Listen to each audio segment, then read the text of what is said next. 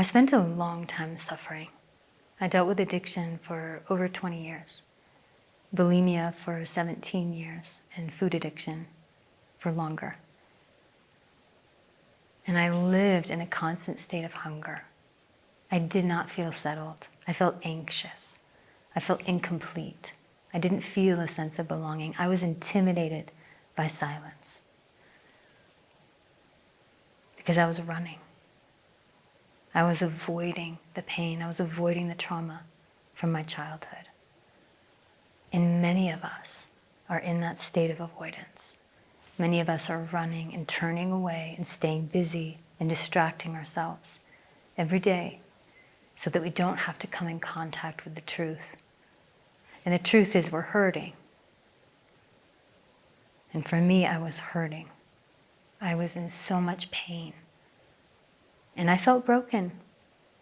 I felt like there was something wrong with me. I was flawed. I was weak. I was pathetic. I was gross. When the reality is, I was hurting because I'd been through very painful experiences and I didn't know how to deal with them. I wasn't resourced to process them, and I wasn't getting my needs met.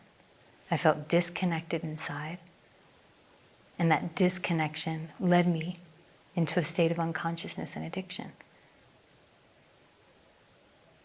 And that's not sustainable. That doesn't work. That also wasn't my destiny. I didn't come to this planet to suffer. Maybe I felt that I did for a long time, but when I realized it's up to me. No one is going to save me. It's up to me to find that power within myself and do the work. I have to be here to help Katie. When that started to make sense to me that I was choosing this trajectory of life or death, and I could see it and smell it and witness death close, I realized it's up to me to turn, to shift the trajectory. And I spent years shifting the trajectory. And rather than pushing my feelings away and burying the pain and avoiding it, I started listening.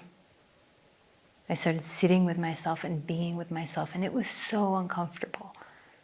It's so uncomfortable to be with the discomfort. Makes sense. We want to find comfort and temporarily soothe ourselves, when the reality is we have to really show up and be with ourselves. And after doing that, showing up again and again and building trust in myself and recognizing it is up to me. I have to experience connection. Maybe I didn't experience that before. Maybe I wasn't taught to love myself, but I have to learn. So I devoted myself to healing, to surviving, to creating a new story. And that required me to go in and clear out the debris, to do the work. And gradually, my addiction started to subside. My tendencies started to transform into healthy tendencies, into presence, into healthy habits, healthy ways of being with myself. And through the process, I started to realize I'm not alone. I am not alone in my suffering, my struggles and my addiction. I'm seeing it everywhere.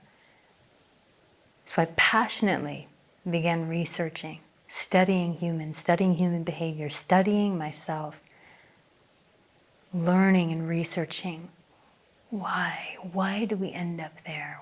That's not our destiny. That's not who I am. But why does that happen? And I was so curious. I wanted to dismantle unconsciousness. I wanted to dismantle addiction and figure out, why does it happen? It doesn't have to be this way. This is not the cause of my suffering. This is the result of what? Of pain. But why am I in pain? Because of trauma. So getting to the root system of where my pain was coming from it led me to those experiences, the painful experiences, the traumatic wounds. And as I fully recovered, fully healed from addiction, I started to realize what a profound toolkit I had accumulated. That by healing and by learning and researching and shifting unconsciousness into consciousness and strengthening my skills of awareness and coming in contact with my feelings and building a relationship with pain and feeling and sensitivity, I was confident. I started to awaken power.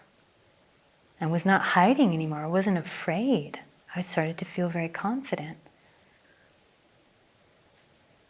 And it became clear to me these tools were to be shared. So I started mapping it all out. I spent years mapping it out, drawing up diagrams and pictures and lines and connecting the pieces and notes and cork boards and stacks of pages. And I created the Empowered Heart diagram, the methodology,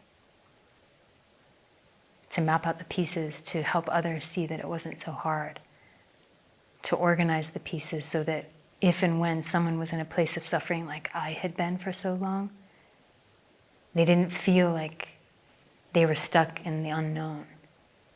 They could track exactly where they were, why they were there, and how to get out. And it feels so important to share it, to share perspectives that help us shift out of avoidance into awareness, perspectives that help awaken confidence and trust, perspectives that help remind someone how powerful they are instead of disempowered. And that's what we need. The world needs this. The world needs healing. The world needs to be filled with powerful leaders who are led by love, led by the heart, rather than fear and pain and avoidance. So as I share this work, as I'm passionately drawn forward each day, devoting my life to this work, it's my intention to help birth leaders, empowered, compassionate, confident, conscious beings. And I say birth, but help them come home to themselves, help them realize that's who they are. And I see it, I know it, I can feel it, that it works, that we are healing.